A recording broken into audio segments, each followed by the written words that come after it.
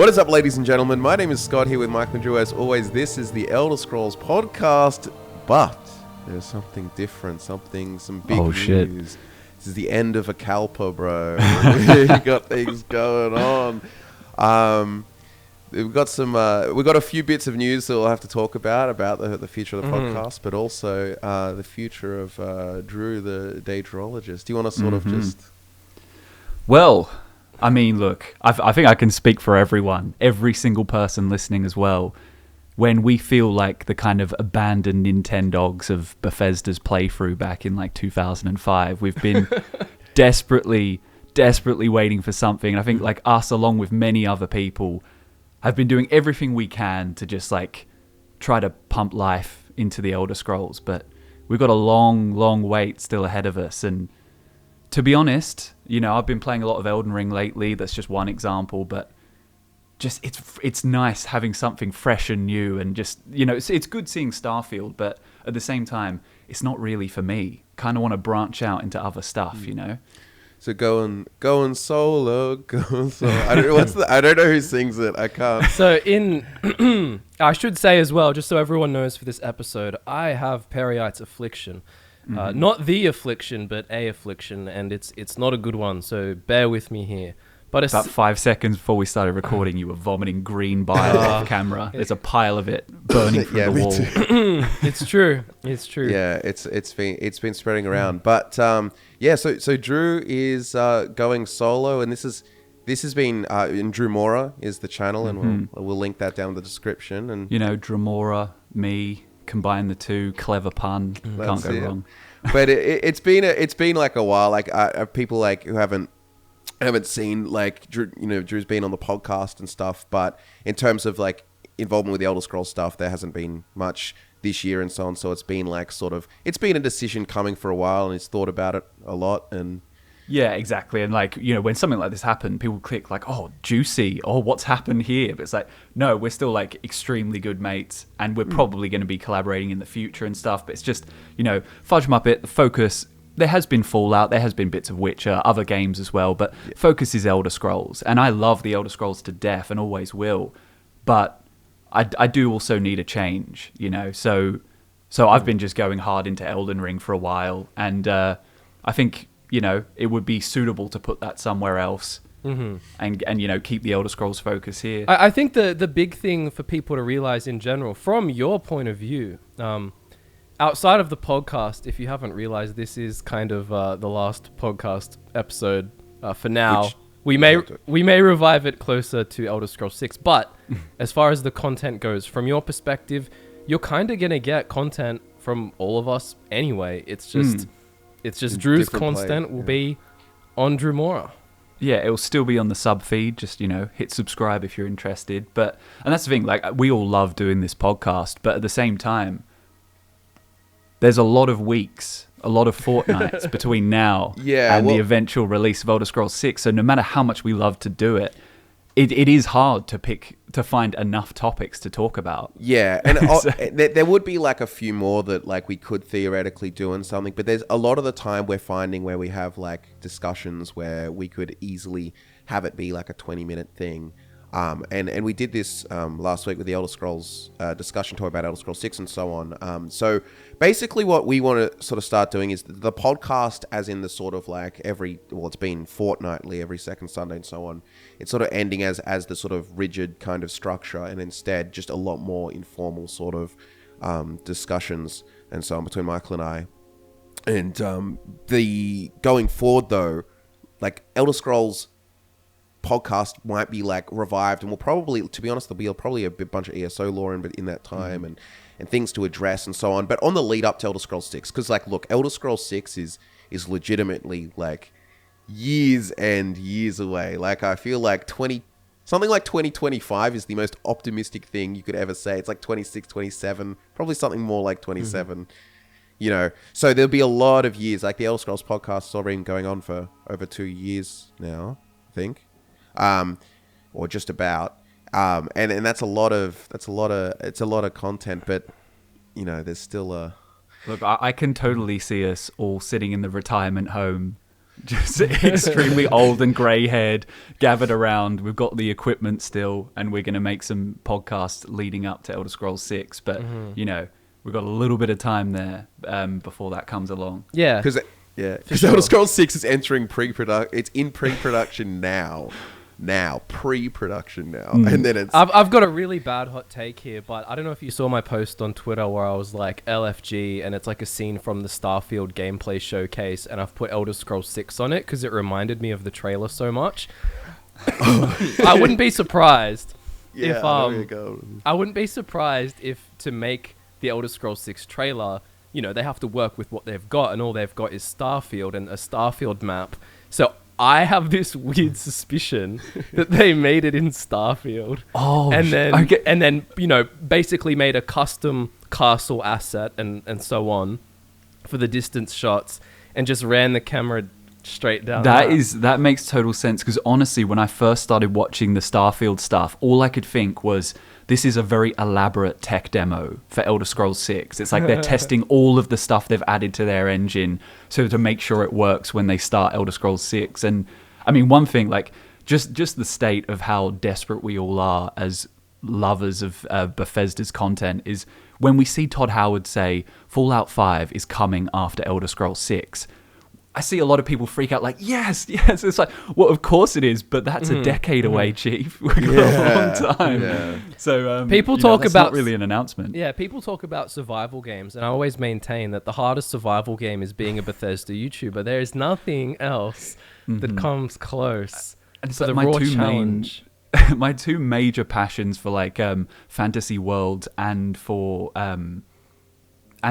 lore is Elder Scrolls and Song of Ice and Fire, Game of Thrones. And as I finished reading those books probably about 10 years ago now. So both of the things I love so much it just seems like they will never ever get another installment. It's really hard to take. Thankfully, I also love FromSoft games, and they're actually creating stuff. So that's handy. Well, I did. I made that tweet. I was like ultimately, it's got to between Skyrim and Elder Scrolls 6. It's going to be something like between 15 and 20 years for Fallout and all of that kind of stuff.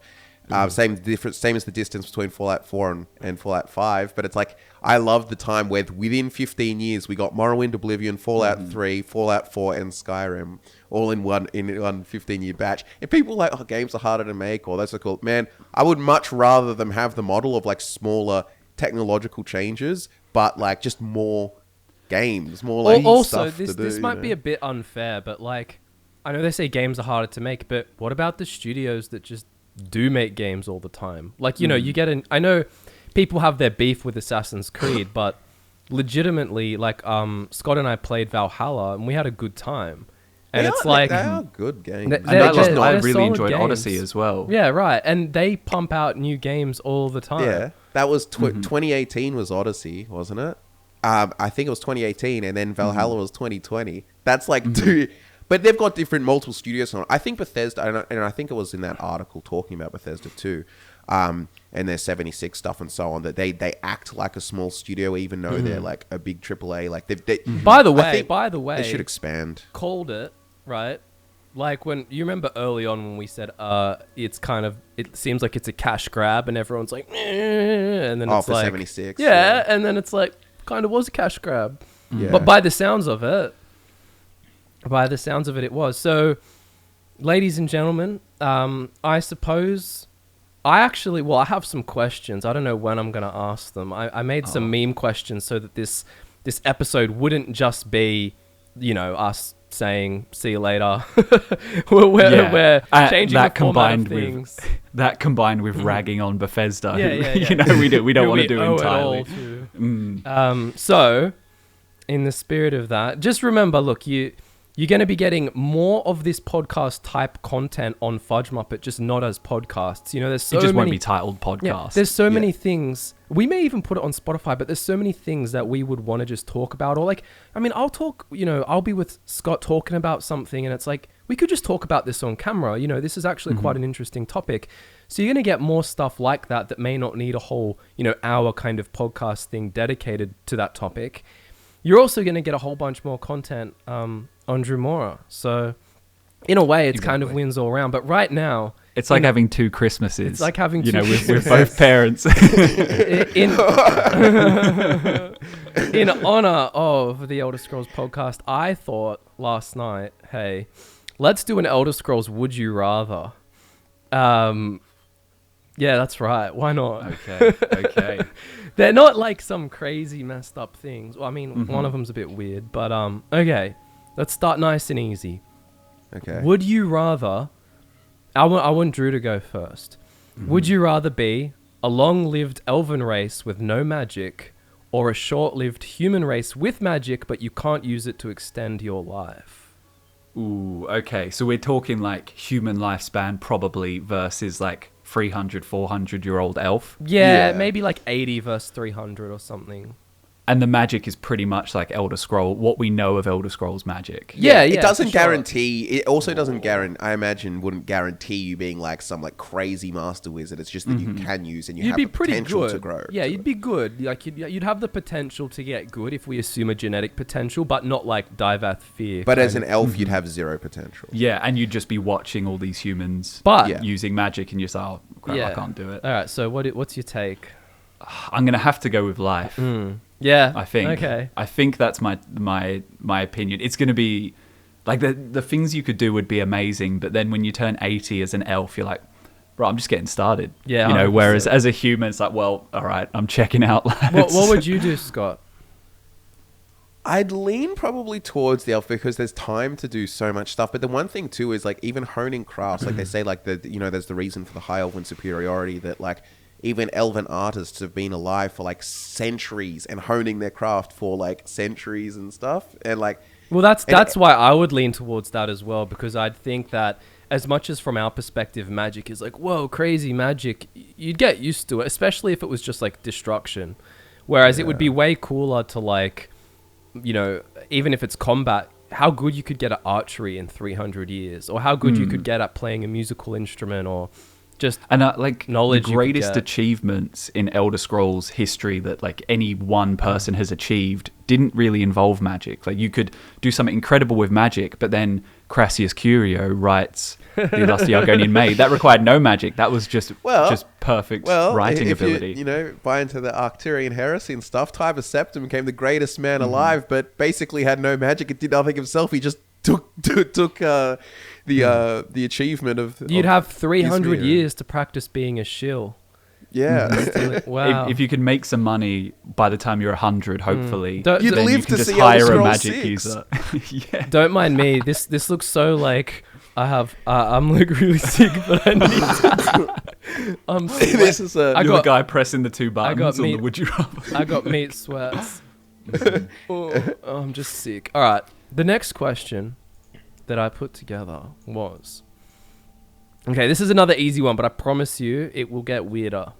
Would you rather be a werewolf that cannot control their transformations, but you can kind of like gauge the chances of, you know, transforming based on the moon phases to a degree? It's still always random, kind of like I think it's the Moonlight Tales mod, or it could be a different one. Anyway, or a vampire who takes heavy sun damage like the ones from Oblivion. Ooh. So you're kind of getting the like dodgy versions of both here, because I think it's an easy question for me. When people pose this, I would just be like vampire, because I can live forever and I have supernatural powers, and the sun makes me feel, I don't know, weak. You can't regen stats in Skyrim, but this one's like, no, you will die if you spend too long in the sun. Like it burns your skin. Or you can be a werewolf, but you might accidentally transform and slaughter a town. I think for the sake of making it a closer decision, I'm going to ignore the fact that you're like you can live forever as a vampire, and purely based on the pros and cons of your abilities. I still think I would probably lean towards vampire. But you will never, ever, ever feel the sun on your skin ever again. Or if you do, it just hurts. It doesn't feel good. Or you can and kill you can't enjoy it. Whoa! no. If you want out, you just jump out of the sun. I don't know. I don't know. There's a really cool scene in I don't know if you ever seen like Castlevania, the Netflix series and so on. There's like a chick or whatever, vampire basically decides to like, you know, end it all because she wanted to see the sunset, but she does it as the sunrise, and then just sort of like goes to ash, and It's nice and so on. It's cool, but like, I mean, you'd just basically, if you were the vampire one, you'd be like you'd hopefully be in some castle, looking out the window, reading books and stuff during the day, and then at night you'd like come out and like walk around and do whatever you want. because dawn and dusk are like my favorite like periods of the day. So like, although starry nights and stuff are pretty beautiful, like especially if you're not thinking about like, you know, living in a city with like light pollution where you don't see it. Like if you light back then, like if you went out into, you know, go out into the bush on the distance, you can see the full galaxy and everything. And especially if you're in Mundus, which has all of these crazy constellations and two moons and all of that, it's kind of still appealing. Like the idea, if you had control over your mind when you transform into a werewolf, and you can, you know, bound through the forest and do all of that and then come home and just get on with a normal life as well, that would all be well and good. But the idea that you'll just randomly transform, kill a loved one, I'll change it a murdered, bit. I'll change it a bit. What if as a werewolf you can control it if you choose to transform, but kind of like, or maybe even like half the time it happens unexpectedly and randomly. So say there's like a 5% chance of it happening because of the moon phases, right? When that happens, the surprise shocks you. That gives you the adrenaline to go nuts and not be able to control it. But kind of like more when you expect it, you can. Actually, now that I think about it, like in a way, realizing you're about to transform would be like being out in public and having like a panic attack or something like that. If you have like a plan in motion, like in your house, you have a room that you can lock yourself Panic in room. and put the key. Yeah, panic. You put the key somewhere. You freak out in your werewolf form for a few hours, and then you just let yourself back out afterwards. You know, make the key small enough that you need opposable thumbs to use it. You can't properly do it with your werewolf hands. Then you can control that. But the problem and then is, just have proper you'd want to travel. You You'd want to travel. do you know what? I think I'm going to take vampire, like just the immortality and everything. And I think like there's a lot of beauty in all of the night and everything like that. Like I could skip the days. And I think... I mean, we are Bethesda YouTubers after all. If you can't see the theme, we're just picking the longevity. We're like, please, the elf that lives for 300 years. Oh, yes, the vampire that lives forever, no matter the cost. And also, imagine too, with like night vision, I feel like for like a lot of animals, like the night would be different looking, like more beautiful. It's not like, oh, I can't see anything because you're a creature of the night. You can... see it as if it were day. But in the same way, perhaps when you're like in your manor during the day and some beautiful sunlight comes through the window, even looking at that hurts your eyes and you're like, oh, yuck. Yeah. Also, I'm gonna completely level with you both. I get a little bit nauseous with blood. Not terribly, but I don't like needles, for example. Yeah. Imagine if I still have all of those traits as a vampire. I'm like, well, I need to feed. But I feel like. But what about as a werewolf? werewolf? When you tear someone apart to feed? Okay, this is just a weird thing about me, but I have no issue seeing like really bad gore where someone gets ripped in half. I think we've talked about this. I'm similar in the sense that like it's the medical kind of precision machinery that makes it gross. It's not. Yeah, it's like I'd rather see. I mean, I don't want to see this, but I'd rather see someone's head get chopped off than a needle go into their arm. It's just a weird thing. No, I know what you mean. Like if I fell over and like, you know, my thigh hit a sharp rock and was bleeding everywhere, I'd just be like, oh no, like quick, I got to fix this. Whereas, you know, seeing like a basically blood test thing sucking stuff out of my arm, I'm like, yuck. Yeah, but maybe I have to be a werewolf for that reason. Yeah, maybe. Anyway. What would you do, Mark? Did you answer the last one as... I answered the last one as the elf, and like I would be a vampire as well, but I have a huge leaning towards living forever. Like I just... And wait, werewolves can live forever too, right? Or no? Nah, they're generally human still. And then they go to Herstein's realm. That's such a raw deal. Why would you pick that? Anyway, I guess that the thing as a vampire that sucks is like you're immortal, but someone can still kill you. So if you get unlucky, you just die. And you just mentioned Herstein. So if I had to go to Herstein's hunting ground or Molag Bal's Cold Harbor, I would take the hunting ground. No, that's true, actually. If you do die, if you accidentally get caught in the sun. Here we go. If you want to be specific with, you know, the maths of it all, you're gonna die at some point. Unless you like live some super cushioned life as a vampire. Maybe you live for 1,000 years. Maybe you live for 3,000 years. But at some point... it's just statistical. You will slip up, and that 1 in 1,000 chance thing happens, and you die. Then you're in Molag Bal's realm. Actually, I'm gonna go with werewolf based on that almost. It's pretty bad, right? Like, I'm gonna what do you have to do in Bao's realm, though, as a vampire? Like, still, you're going to be, like, tormented, surely, right? Like, it really seems like it depends if you're in his good books or not. Because there is that sort of thing to it. It is a lot of the vampire, the soul law stuff around it is kind of vague. It's like, I think even the direct, like, oh, you go to like Bao's realm is somewhat of an assumption, somewhat, I think. Because I'm not sure of the concrete, like the actual mechanics of the explanation, what happens when a vampire dies to their like soul or whatever. Because technically you don't have a soul, weirdly. That's what the whole like black soul gem. Yeah. That's why you're undead. Like it's weird. All right, are you ready for the next I'd one? stick with vampire. Yeah. All right, here we go. This is a good one. Would you rather be an immortal dragonborn, but you have to serve Namira, do blood rituals or worse once a week, and eat 1 kilogram of someone's human flesh every day, or be imbued with the soul of a Daedra, but have none of the powers? Meaning that whenever you die, you spawn back in Oblivion. You have a special portal going back into Tamriel, but otherwise you have the same skills and knowledge as you have right now, and you also look the same, but you have horns, but you can shave them off to blend in. How about that? Oh, wait, are you immortal for that one? Yeah, in a way. Because you keep dying. So basically, I guess so, you with horns, and they hurt to shave off. It's like, and you're getting rid of them, right? So you can be you with these horns that hurt to shave off. If you die, you'll come back into the world, but you're you. That's it. You can't learn magic, you can't physically get better, or you can live forever as a dragonborn with shouts, the thumb, like all this crazy powerful. You're basically a superhero who will also live forever, but you just have to do some gross stuff. 1 kilogram of human flesh every day. And I mean, if you use like fire breath shouts, if you use a fire breath shout on the human meat and just char it so that you can't even tell what kind of meat it is.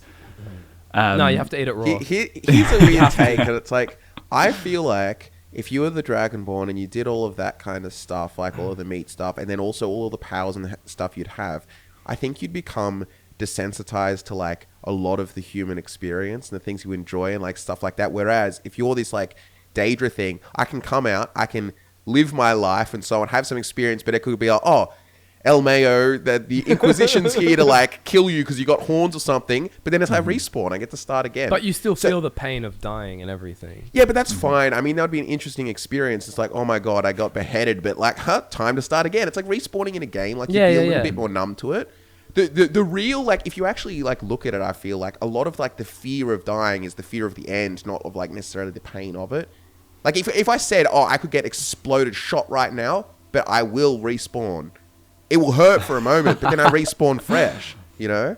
So I can just... Yeah, I suppose the question then really comes down to, though, would you rather be immortal and not have to do anything weird, or immortal with superpowers and you have to do something gross? Like, in some ways, you could easily argue the Dragonborn option's better because you would become super desensitized to just, like, eating some flesh and doing some ritual, and then you get to be a superhero. So how about that? Almost like that godlike power would also like desensitize you to like the rest of human experience, because you know what I mean. Like, do you know when you come out overpowered in a game, that's the end of it? Like, it really isn't the fun part. The fun part is the journey to the final build. You could, yeah, but I think in life you can make your own progression. So like people will often, because this happens in real life, but if you actually make your own progression, so you're like, okay, I'm born great, but I'm going to try super hard to achieve even crazier stuff. But eventually there's no limit. It's like playing on God mode versus playing a roguelite or something like that, where, you know, you get a million attempts to try and do something, trying to achieve something, but you can also become like a character of folklore or something where it's like this horned man just keeps arriving in our town. Like, no matter what we do, he comes back. I'm honestly into that one. I think that'd be cool, because you also have like, so it's the way I'm seeing it is like, you know, to play Skyrim and you're playing one character, you get to the overpowered end build, and then that's it. Versus just keep role playing. Like, this time, you know what? I'm gonna be like this kind of guy. This time I'm back, or whatever. And you could explore every realm of Oblivion. Whereas maybe if you're a Namira worshipper, you get blocked out of other ones. Like, no, you're not welcome. No, you can You're go in a mirror. anywhere. You can go anywhere. Okay. You can go anywhere. Like, if you're the Dragonborn, you can basically learn about Daedric realms and become like Phalian and just go around. But then you got to walk around and go, Fusro died. yeah, it's a bit cringe. The helmet's a bit cringe. I guess if you're gonna have horns, at least let them be natural horns, right? Yeah, I think I'm going to go the Daedra one, I think. Okay. Because I think I'd like I might as well. Yeah. Okay. I mean, What would you pick? I think I would lean that way only because I kind of just enjoy life in general. So if I'm living forever, I don't really care if I can breathe fire or not. Plus, having to eat 1 kilo of human flesh every day and do these really gross blood rituals, or worse, I said. Let's not speculate what that means.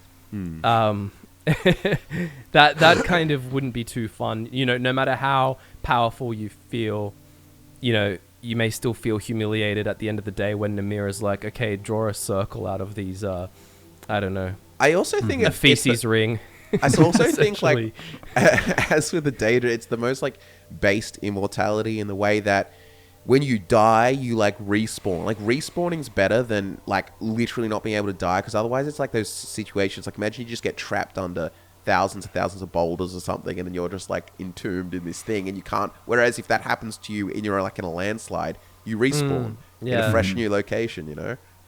Yeah, So- that's true. You'd have some good anecdotes about all the ways you've died as well. Yeah. That'd be... And no one would believe you. No, All right. that's cool. All right. Would you rather be an Argonian living in Morrowind or a Dark Elf living in Blackmarsh? Oh, and you can't, I assume you can't leave. Well, we can talk Actually, about okay. that. What I was era. gonna say what era, but they're kind of both bad. Like Yeah. beforehand, you're being enslaved and you'd be looked down upon stuff. Afterwards, really, we'd probably be hated because of your people just invaded. Although, do you know what? The probably best time, funnily enough, is probably like the late Third Era, where it's the most Empire control. Like you can still be enslaved, but you can also just like be running a shop and just have to deal with prejudice there. Whereas I feel like a Dark Elf would fare very badly in Black Marsh. Plus, is the idea that you have to live and die in this province? Well, yeah, kind of. I suppose if you 'Cause could otherwise just, if you you could just just go move. somewhere, yeah, if you just move, you'd ruin the. You'd ruin Well, the thing. there are also parts of Black Marsh that are like better or more like imperialized or so. Like you don't have to live like deep in the center of it's only Argonian. You know what I mean?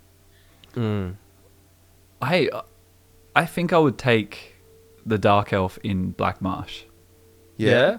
Oh, but wait, all the bugs. Yeah, and you have to live in Blackmarsh. Although I guess factor in though, the Dark Elf has the longer lifespan. Mm-hmm. But you got to live it in Black Marsh. But you don't have a tail, so... Yeah. Assuming it's Third Era, like, do you want to use that, like the time of Morrowind's setting, like late Okay, Third Era sure. kind of thing?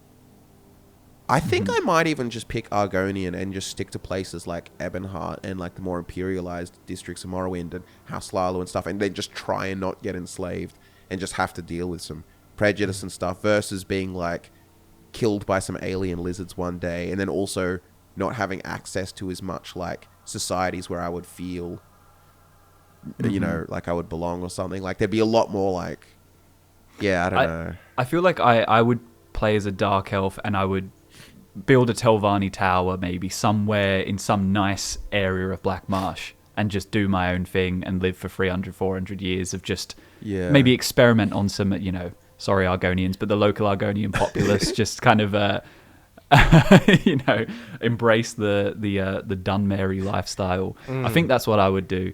Yeah. Yeah, okay. Nice. What are you, what are you Nice, man. Oh, look, I don't think that being a Dark Elf in Black Marsh is really feasible.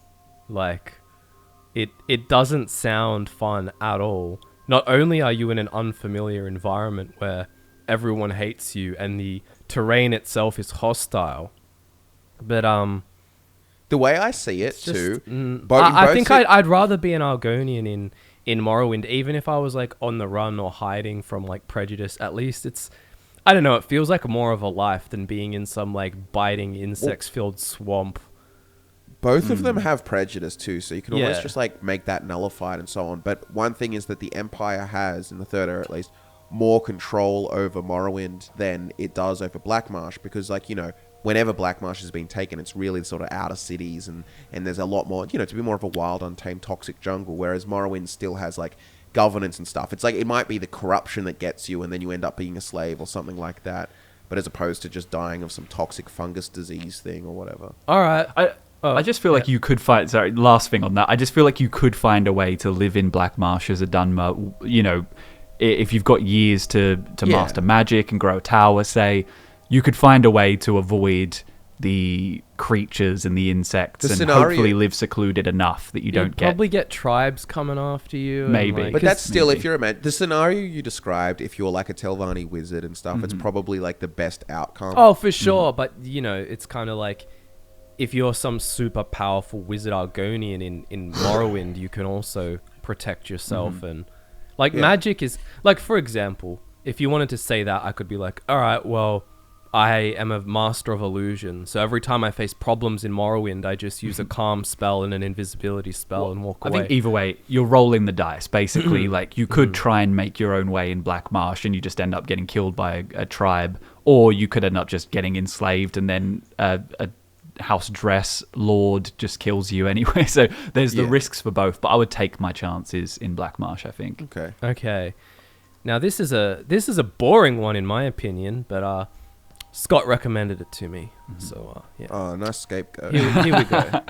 Would you rather join the Old Miri Dominion, the Daggerfall Covenant, or the Ebonheart Pact? And I'm going to make it juicier by saying you have to be a Khajiit, an Orc, or an Argonian respectively.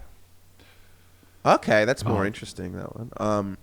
Yeah, no, I fixed it up. You're welcome. Well, the problem with there's a little lore problem in the respect that we know that the orcs, as by the time of Orcidium DLC, the Daggerfall Covenant like part is like broken already. Like the deal was with the King Kurog guy, and then he's gone, so it's kind of nullified the whole orcish involvement. Well, I'm sure they like might work around it. Like you could assume that maybe that it continues on with whoever rules. Pick your poison. Because you're kind of... Oh, well, hold on, actually. I think it's easy.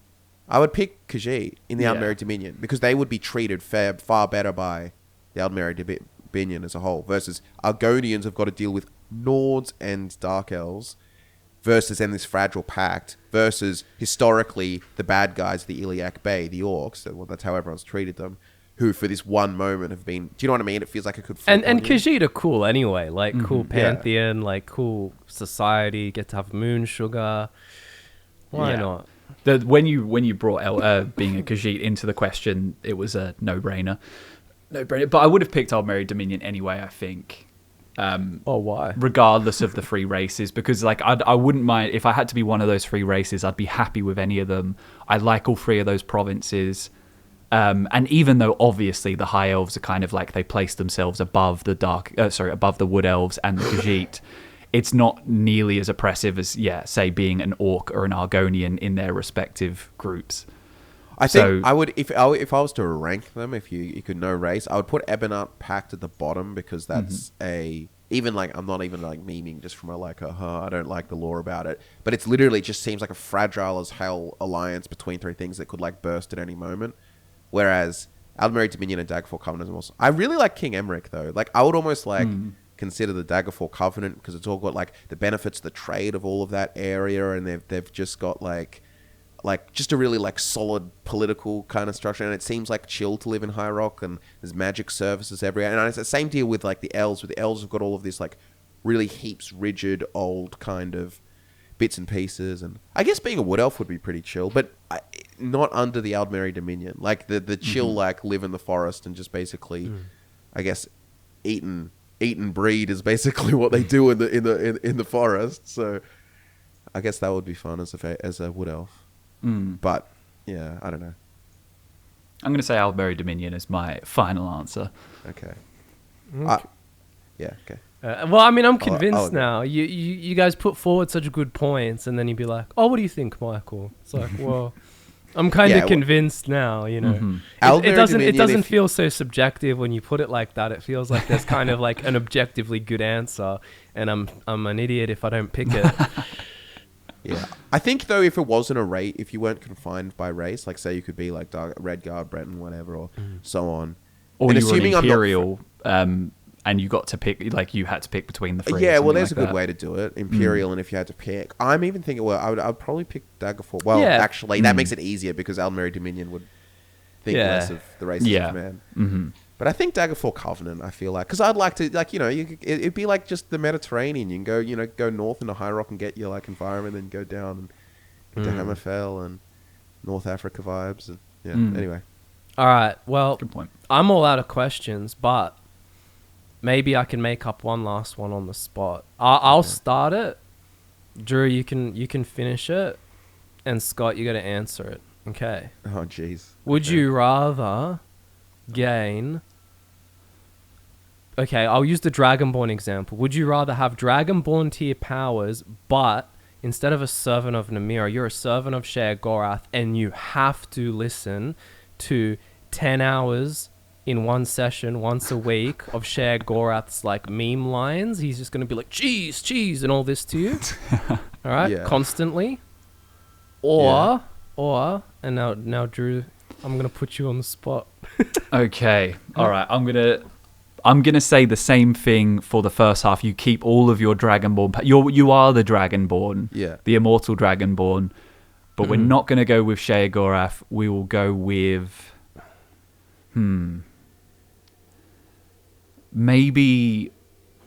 Maybe.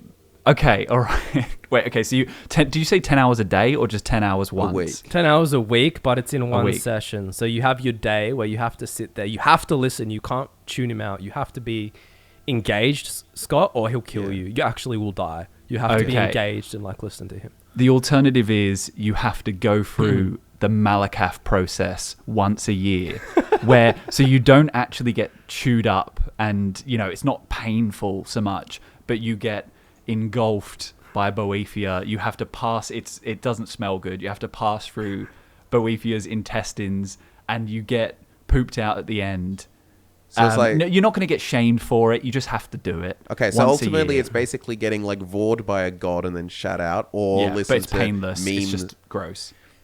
It's you know what? really Once a gross. week, It's I mean. really gross. That's It's really fine. horrible. Honestly, I would probably take the Boethia one then, just because how it's once a year.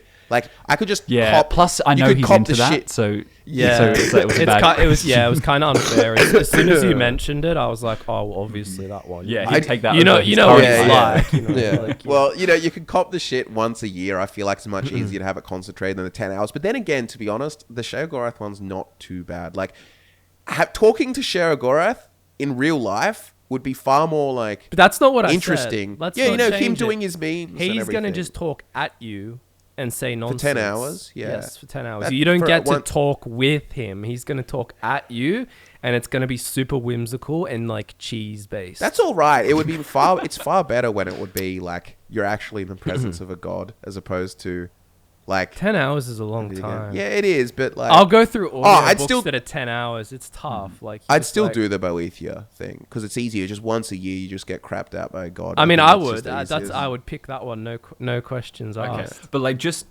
to really drive it home, it's going to be horrific. You know, like the most sick you've ever felt in your life. It's Dude, horrendous. you could You're say probably- Okay. you could say for a 24-hour period once a year I have to get like brutally tortured while inside her like fucking thing, right? Inside of her stomach, getting digested, everything. It's brutally painful, it stinks, it's the worst.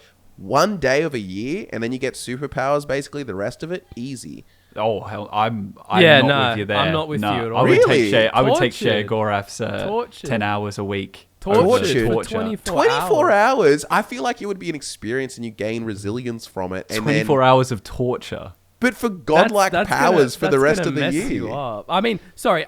If you told me like now, I could either go to Skyrim and be like a farmer or be the Dragonborn, but I have to endure that once a year. That's different. I suppose to me, it's just like I just have to listen to Shea Gorath once a week and not be tortured.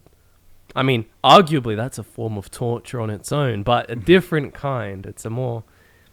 I don't know. I would painful. just not. That's 10 hours a week. What's that? Like 500 hours or something a year that you're listening to Sheogorath, where I have to spend 24 hours in a hyperbolic chamber of shit and torture. I don't know. I reckon. Look, as much as I agree with you from a logical thing, if the torture's as bad as like I'm kind of imagining it is, Like medieval torture. yeah, You're stretched out on the yeah, rack. I don't think it's. I think He looks like he kind of likes that. He's like, oh Yeah. yeah, In the I grand could scheme go of for a things, We're stretch. just playing into everything. No, because He's like charged now. when you're after, like, I'm assuming too with the god like powers, it's not like you're not gonna get, like, it's different if you're gonna get, I'm assuming like a regenerative kind of thing. You'll be able to heal whatever with your After. god like powers, like after. As you emerge, you're that's born fine anew, as long yeah. like it's completely different if it's got to be like some like Theon Greyjoy kind of thing, and you know you're permanently scarred and they've chopped your willy off and all of this kind of stuff. You know That can Like, happen inside. It's just as you slip out at the end. If I you're slip out born and I'm anew. fine, I think I'd cop it. It's once a year, man. That's not too bad, man. Yeah, I don't know. Fair. I respect your Because answer. it's just having to undergo pain for 24 hours, like incredible pain. But like, But you remember it too. That could psychologically. I mess think you that up. just improves it for next time. You're like, oh, here we go again. All right, like this is gonna really suck, but I'll be able to. Yeah, of course. But the problem is because you never get to that stage. Because if you get brutally tortured like that, most people are either dead or maimed forever. Whereas if you can regenerate, you get used to it. It's the same as how like the kind of feel of Wolverine could get his like, Yeah, you know, of head course. blown off and like do all this kind of stuff. You just kind of get numb to it eventually. For sure, but if I said to you, you could get Wolverine's powers by either A, getting tortured and your head blown off once a year, or B, just listening to some guy talk for 10 hours a week. Yeah, or he'll kill you and he's got to talk his like whole like cheese meme thing and so on, and you lose 500 hours in a. Yeah. I would like to concentrate my pain. No, into, dude, it into makes one sense. It high makes period. sense. Plus, we all went to uni for useless degrees where we sat in lecture rooms, for hours a week. We pretty much already did the Sheogorath one. Bro, if you told me I had to go back to uni and stuff, even for a year, versus like just chop my hand off now and it will regenerate, chop my hand off. Or like peel my skin off, bro. If you do it over a period of an hour once a year, as opposed to having to go back and sit for through sure. that, and that's my life Stay in experience. school, kids. If you Stay could in get, school. I mean, we didn't really need our degrees, but it's kind of like, yeah, if you told me that I could get a degree and all I have to do is have someone chop each of my limbs off once and then I respawn, maybe Yeah. that's better than wasting 4 years of your life. Anyway, Yeah. that's all of my questions. Do we have any more comments? I knew this was the way the podcast was going to go. We'd be talking about chopping our limbs off at one point. If you had to chop all 4 of your limbs off right now, but Elder Scrolls 6 comes out this Christmas, your limbs will grow back just in time for release date. Oh, but you will wait. go through Dude, all of the No pain. way. You wouldn't do that for all the fans who are What waiting if- on the game yeah, as what well. What if they regenerate instantly, Scott? Instantly? No, as they'll regenerate in 10 minutes. That's maybe then, yeah. So you would do It- that for the fans. let me You'd chop all your emphasize, limbs though, off to get but- Elder but- Scrolls 6. Also for myself, but that's Yeah, of only because they're course. going to regenerate in 10 minutes. If you said I had to chop them all off and they're going to stay chopped until Elder Scrolls 6 comes out. What if they No regenerate way. tomorrow? Yeah, maybe, yeah. I think we're focusing on the wrong part. It's not about the regeneration.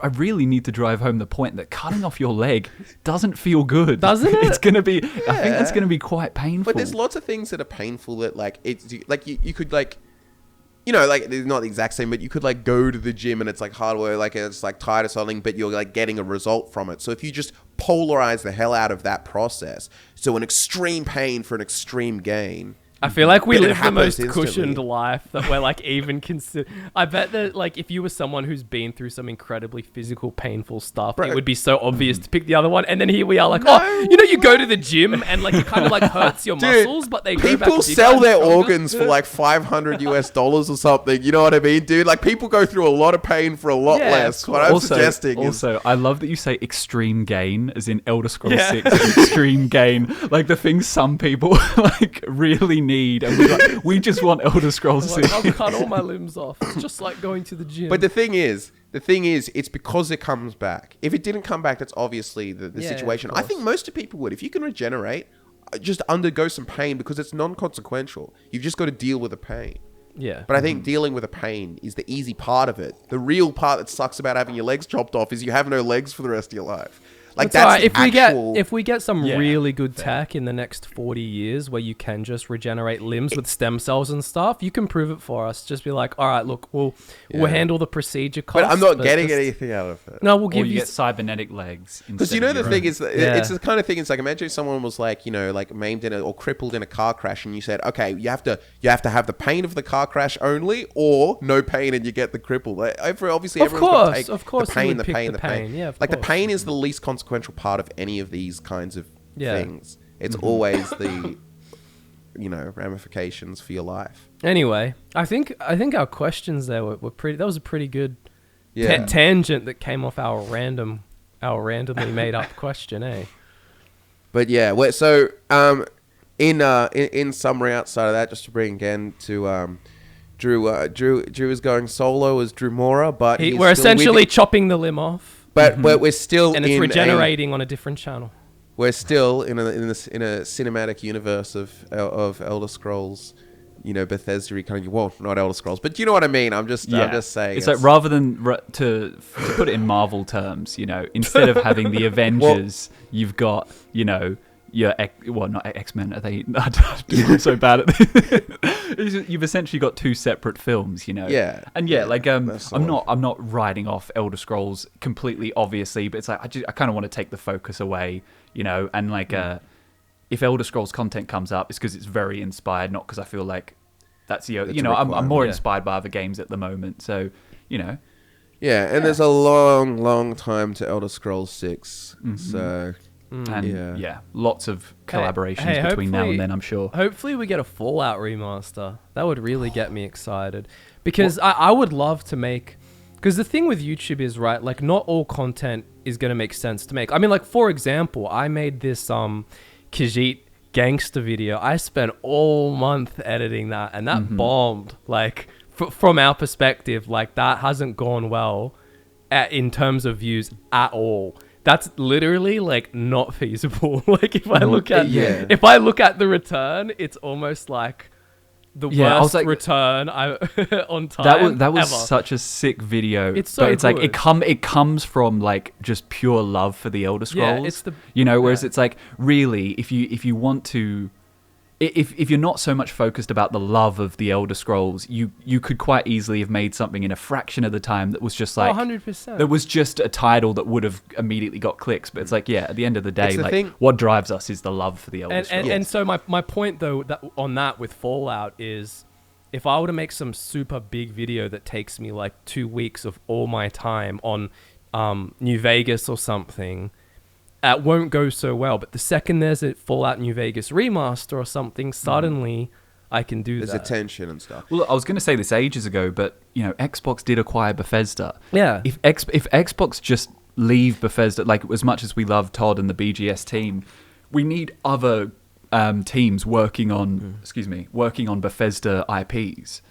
Yeah, it would be a waste not to do that. I agree. So. Yeah, hopefully absolutely. there are things that haven't been announced that will happen. I mean, as long as they have good lore masters and kind of go with the original formula, I don't mind giving it, to other studios, because, you look at the turnover, it's not always the same people working on things anyway. So what does it matter what company they've got on their resume? It doesn't. They're different people. As long as, like I said, as long as you have a strong kind of lore master energy around where they don't kind of mess with things too hard and they stay true to what people love about those games, then who cares who makes it? Yeah. It's I wish, well, yeah, look, to be honest, you can look at what Bethesda did to some Fallout lore with Fallout 76. Yeah. I don't think you got to like worry about other studios with their like, they'll screw the lore. They'll mess their own lore up. Yeah, Anyway. But yeah. So yeah, that's it. Well, if you want to support my channel as well, Drew Mora on YouTube, Drew Mora YT, the link in the description. I appreciate it. Anyone who wants, to keep getting content from all three of us, keep supporting FudgeMuppet and, come over to mine as well. Yeah. That would be awesome. All be down below. And, and then, like I said, too, that's the end of the podcast. For now. Like I said, for now.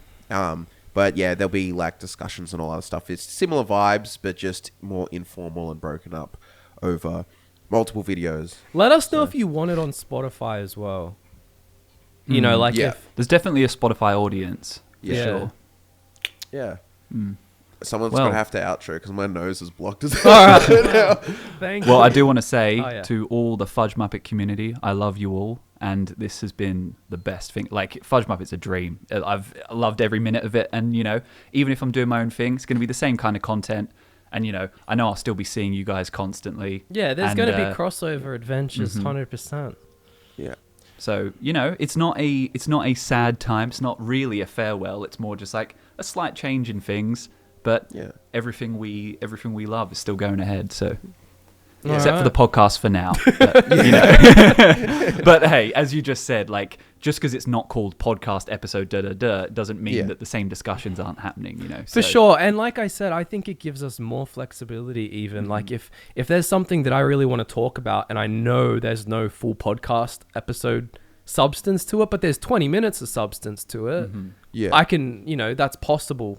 Whereas Yeah. before I'd tell myself, well, it doesn't really fit into an hour podcast, so no one gets to hear my thoughts on that kind of thing. Yeah, exactly. All right. Well, social media links and YouTube channel links are down in the description. Thank you so much for tuning in.